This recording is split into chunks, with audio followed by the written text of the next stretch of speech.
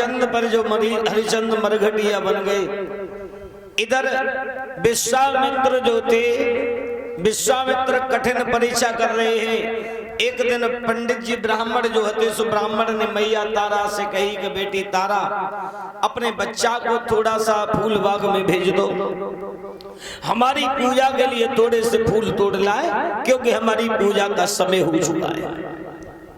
तो मैया तारा ने अपने बच्चा को पास में बुलाया, लाला अब एक काम करो, फूल बाग की ओर चले जाओ और देखो पंडित जी की पूजा के लिए, ब्राह्मण की पूजा के लिए थोड़े से शुद्ध फूल लेकर के आना और कहीं देर मत लगाना, जाना और लौट करके भी जल्दी आने की कोशिश करना है।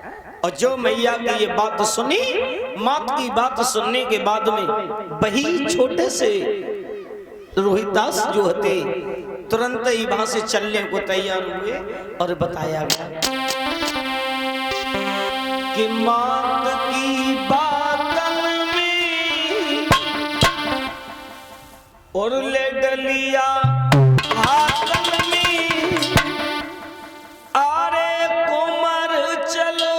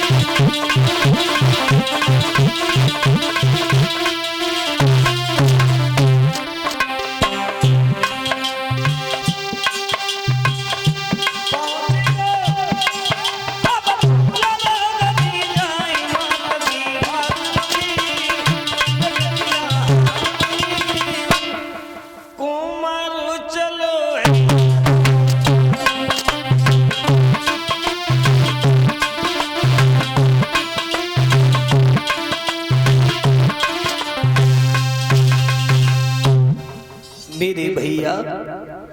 इस तरह से जब धीरे धीरे धीरे धीरे भाई हुआ कि बाग में पहुंचे, रोज रोज पे हाथ डालते गए। भाई विश्वामित्र एक डाली से लपेट हमारे छुपे हुए थे, फूल तोड़ने को रोहतास ने हाथ किया, अचानक छोटी उंगली में खा लिया। विश्वामित्र ने आवाज लगाई, रे काशी के लोगों देख लीजिए, किसी के बच्चे को सर्प ने डस लिया है और वो आखिरी सांसों में झूला झूल रहा है। अगर किसी को देखना है तो देख लो।